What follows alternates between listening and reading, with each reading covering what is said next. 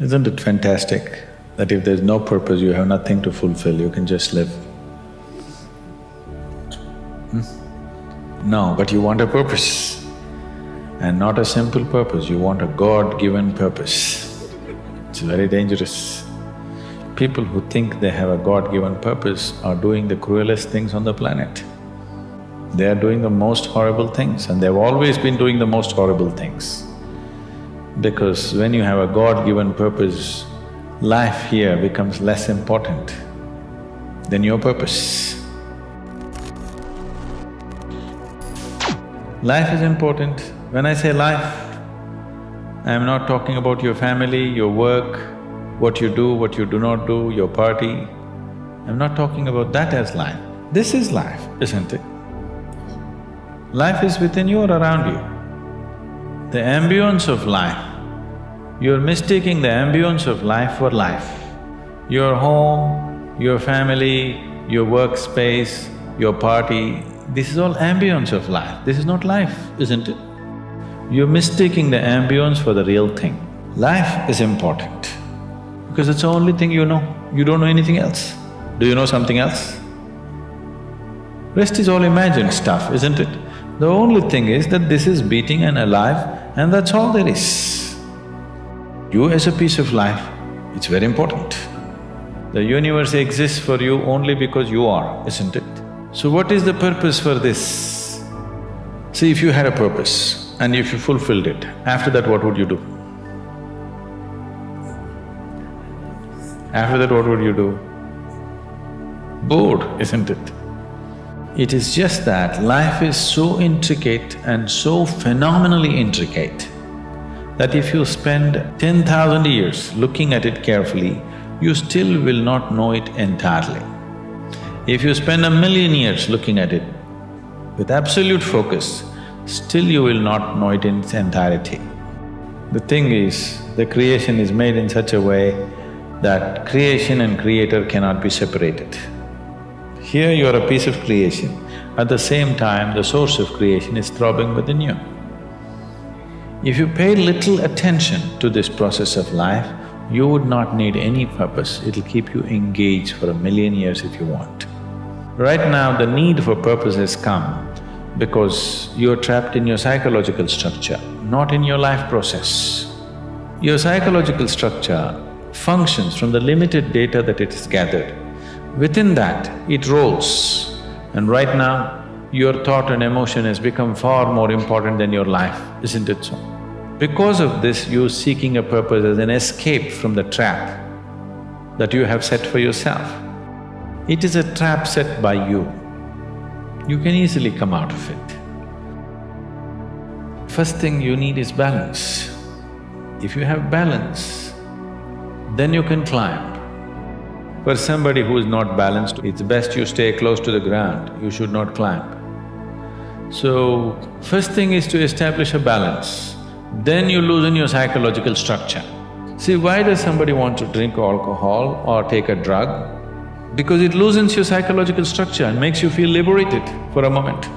But without the necessary balance, you have not worked for the balance, but you got freedom.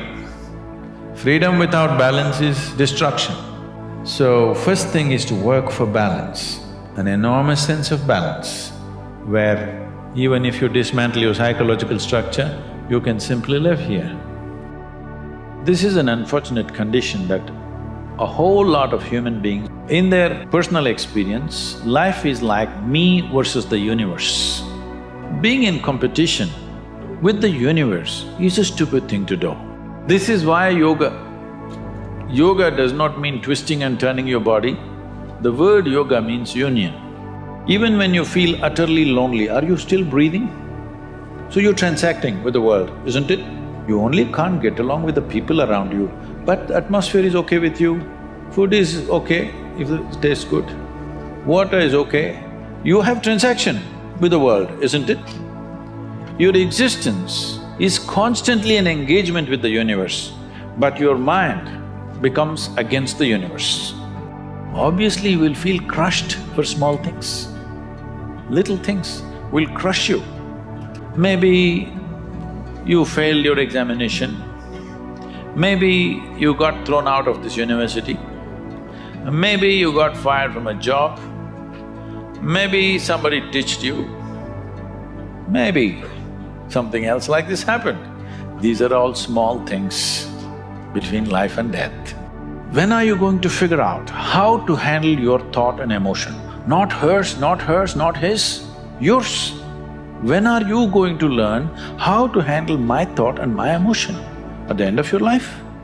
You are not even learning how to handle your basic faculties of thought and emotion, isn't it? Your only justification is, everybody is like this only, that's how it is in a madhouse. Only a doctor looks crazy. This culture has grown. When to do spirituality means when you're 70, when you're no good for anything else. At the earliest possible time, whatever is most profound about you, not about heavens, about this life, everything that you need to know, you must know soonest, isn't it? Only then you live a sensible life. You are suffering your own intelligence because we gave you a very complex machine. You have not bothered to read even the user's manual. You want to just blunder around. In your life, many issues will come.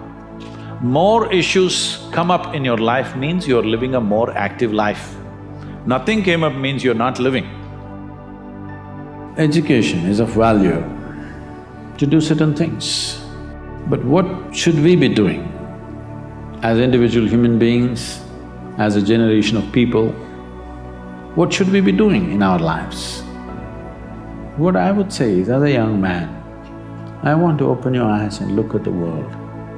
What is the most needed thing in the world right now? Today you saw a train burning, so you want to become a firefighter.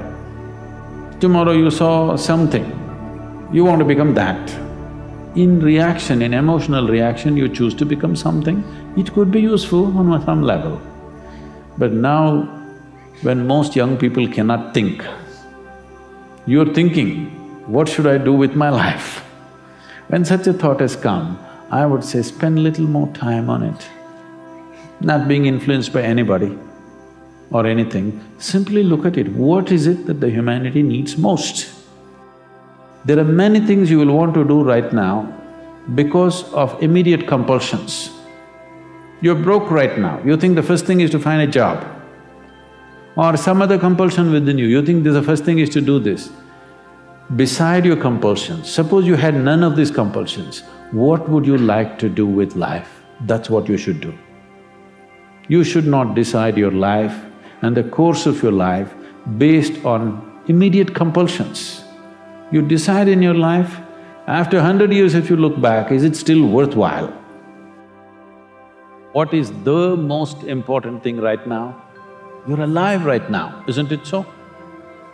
Because you're alive, your family has become important, your money has become important, your country has become important, so many other things have become important, only because you're alive right now.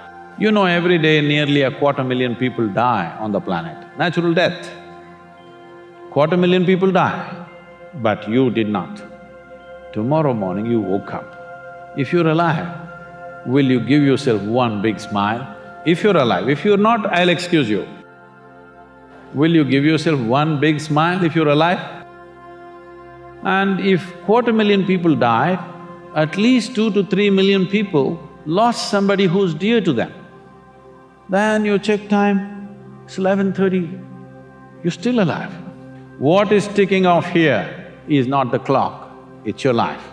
If you come to the idea of mortality once in a way, it'll make you depressed, it will make you fearful. If you live with it every moment, it will make you absolutely exuberant and alive. This is not forever, this is just for a brief period of time. And the more joyful you are, briefer it becomes. If you're ecstatic, it'll just vanish in no time. Because the most important thing in your life is, you're alive right now, to be alive. We don't know what great things you will do or not. We don't know whether you will climb Mount Everest or not. We don't know whether you will become the richest man or woman in this world or not. But this one thing is 100% in your hands. that you can live here as a joyful human being.